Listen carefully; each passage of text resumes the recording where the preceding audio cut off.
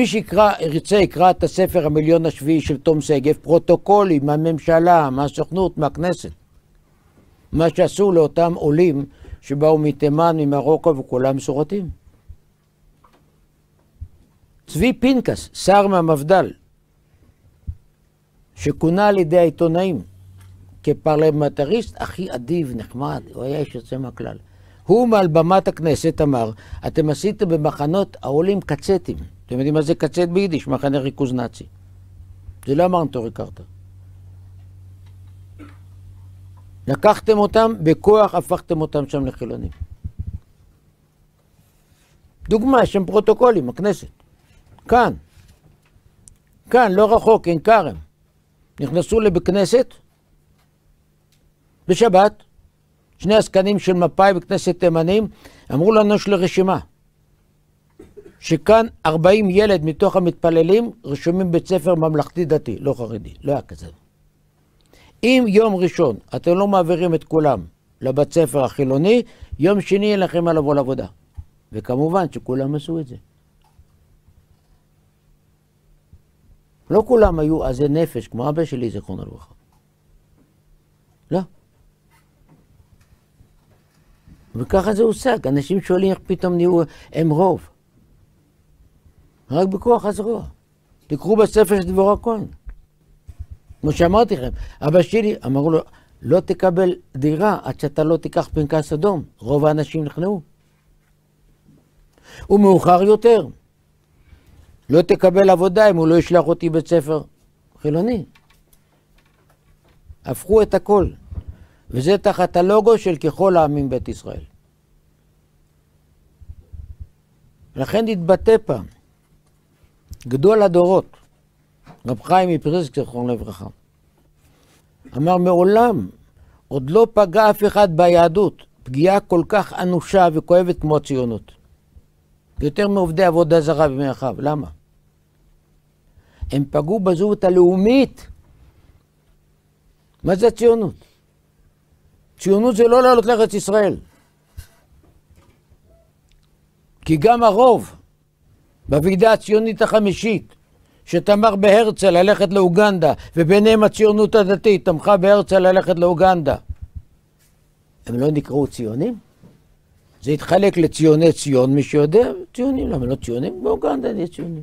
ואומר, ציונות זה בכלל לא ארץ ישראל. ציונות זה שינוי הקולטורה. על זה התפלגו החרדים שיודע בוועידה. אם הציונות תעסוק בקולטורה או לא. החרדים היו הראשונים שהצטרפו לתנועה ציונית. הרבה לפני שהרצל היה. הרבה לפני חדם. בתרמ"ב עד תרמ"ד 1882-1884 הקימו 7 מושבות ראשונות בישראל. ראש פינה, פתח תקווה, יסוד המעלה. כולם אנשים חרדים. לא יוצא מהכלל. ורצו לשמור את השמיטה. מי התחיל להילחם נגד? מי? לילינבלום, צ'לנוב. הם לא עלו לארץ ישראל ולא התכוונו לעלות. אנשים חילונים. אמרו אם שמרו פעם ראשונה שמיטה, זה הולכת להיות מדינה דתית. עדיף לה שלא תקום. והלכו ושיקרו את רבם של ישראל, רבי יצחק אלחנן הספקטור, שאנשים ימותו ברעב. לא היה ולא נברא. זה כתוב בכתבים שלהם. אני לא אומר, כל מה שאני אומר תדעו לכם, מי שרוצה אני אראה לו את האסמכתה. כתב הנציב מוולוז'ין במכתב, זה נכתב בכתבים תולדות ציון של דוריאנוב. כותב הנציב מוולוז'ין לראש חובבי ציון, דוקטור פינסקר. אומר לו, אתה חושב שאנחנו חוזרים לפלסטינה? אנחנו חוזרים לארץ ישראל. ואם לא נשמור את השמיטה, כמו שגלינו פעם אחת, נגלה עוד פעם. אז בשביל מה לבוא? אבל הזמן, אבל המאמץ. לכן אז התחיל המאבק, מה יהיה כאן? זה היה מאבק על הקולטורה. והוא החריף יותר ב-1905, שהגיעו לכאן עלייה שנייה. עלייה שנייה. שבאה מרוסיה 20,000 חבר'ה צעירים קומוניסטים. שברחו משם כי הם היו wanted, מבוקשים. הם השתתפו במרידה הראשונה נגד הצאר, נקרא המהפכה הראשונה של 1905, והצאר שטף אותה בדם ודמעות. אז הם ברחו לכאן. ככה כותב בן גוריון ביומן שלו. 90% מהם ירדו מארץ.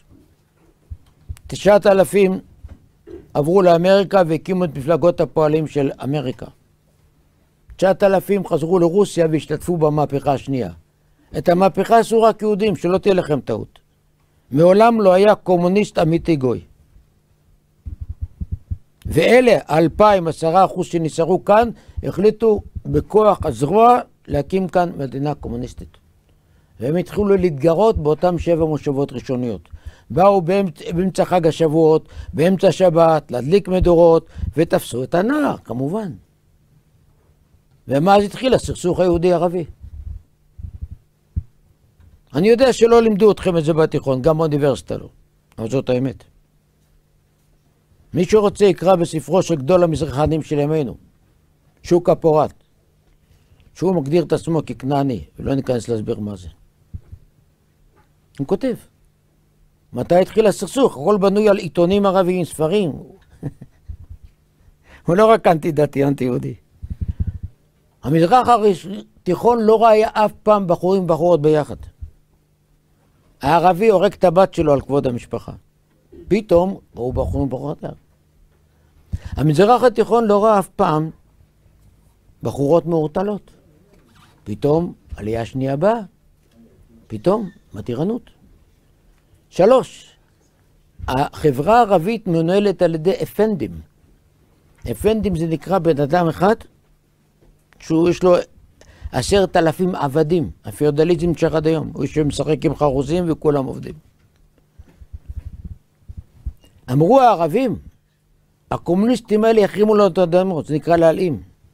שני הממסדים האלה חזרו יחד כנגד היהודים. ולכן הוא כותב שוקה פורט, הם אמרו שהקיבוץ זה האויב של הערבים. כי שם יש גם קומוניזם אידיאולוגי, מרקסיסטי, וגם הטירנות שלא יודעים בקיבוץ מי אבא של מי. אלה דברים של שוקה פורט מתוך העיתונות. כלומר, היה כאן מאבק בין לבין.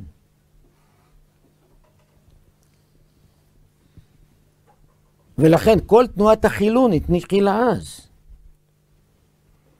והיא צברה עוצמה. בצורה לא רגילה, וזה נושא אחר שאני לא אכנס אליו עכשיו. אם כן נחזור, המאבק אז, איך יימשך צביונו של העם היהודי? כאן בארץ הקודש התחיל אז. והם ניצחו. איך? בזרוע, בכוח, באלימות. באלימות. זה הכוח של הבולשביקים. באלימות.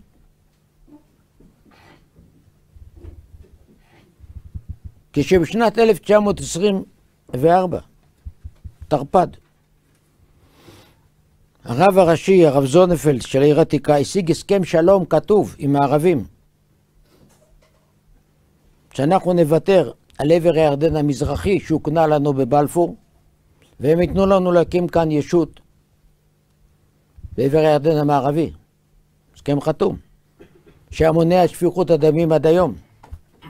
הרגו את דוקטור דיין באמצע הכביש. על מה? למה ויתרת על שטחים תמורת שלום? כשהם יספרו לנו שהרצח הפוליטי הראשון זה של רבין. לפני שרבין, 2 לפני שהוא נולד, כבר הם הרגו בן אדם. הם. במחקר שעשתה המחלקה לחינוך של האוניברסיטה העברית, 45% מהנוער אמרו שהיו מעדיפים להיוולד גויים בארץ אחרת לא בישראל. אלה עובדות, סטטיסטיות. אז נעזוב עכשיו את כל השאלות, מוסר, התנהגות, ונדליזם, נעזוב. מדברים כרגע על ככל הגויים. לצערנו, החינוך הזה הצליח. הצליח. ולכן אנחנו רואים ישראלים מפרופסורים והלאה ומטה, מסתובבים בכל העולם ומסיתים נגדנו. נגד עם ישראל, נגד הצבא. הם מקבלים את הלגיטימציה מהממסד הגבוה ביותר שם. בכל מקום שיהודים באו, הם בנו לעצמם שכונה, הקיפו אותה עם חומה. כאן מתפלל איתנו בשבת אדם בשם דוקטור אוחנה. מעיר מקנס, במרוקו. הוא אמר לי, עד גיל 17 לא ידעתי בכלל שיש גויים בעולם. חייתי בתוך אמל"ח, קוראים לזה אמל"ח בערבית. הרוב היהודי שם, וראיתי רק יהודים. בגיל 17 נסעתי ללמוד לסורבון, פתאום ראיתי בתי קפה, בחורות, הכל, וכמובן עזב את כל הדת. והוא חזר לפני כמה שנים כאן בתשובה, ברוך השם. אבל ככה יהודים חיו. היהודי צריך את האזור שלו, יש לו את המקווה, את הבית כנסת, תלמוד תורה, חנות עם מאכלים כשרים. ככה הם חיו. את הגטו הראשון המציא יעקב אבינו. פרעה רצה לתת לו לגור שם ברחביה, על יד הארמון של המלך. הוא לא, בגושן, שם, רחוק. וימות יוסף, וכל אחיו, וכל הדור ההוא. אז אוי ואבוי. ובני ישראל פרו, ותמלא הארץ אותם, עזבו את הגטו, והמשך ידוע. הנביא יחזקאל אומר, נביא, הפסיקו לעשות ברית מילה, התחילו לעבוד אלוקים, אלילים. אלוקים רצה להשמיד אותם במצרים, אומר הנביא יחזקאל, אם לא הבטחה לאבות הקדושים. תמיד שיהודים פרצו את הגטו, הם נפלו לשאול תחתית. לכן כל גדולי ישראל היו נגד אמנציפציה, שוויון זכויות. הם ידעו שזה יהיה ניסיון מאוד קשה. ואומנם משעה שקיבלו אמנציפציה בגרמניה, בשנת 1800, 10% מהיהודים כבר היו נוצרים, כי לאוניברסיטה לא יכולת להיכנס בלי להיות נוצרי, לקנות אדמה אתה לא יכול, בצבא בטח שלו וכדומה. וכך זה קרה גם בכל המקומות, גם ברוסיה, התנצרו. כי אדם לא יוכל להיכנס לאוניברסיטה אם הוא לא נוצרי. זה היה ניסיון קשה מאוד. אם כן, חרדי אומר, אני רוצה להמשיך באותו תלם.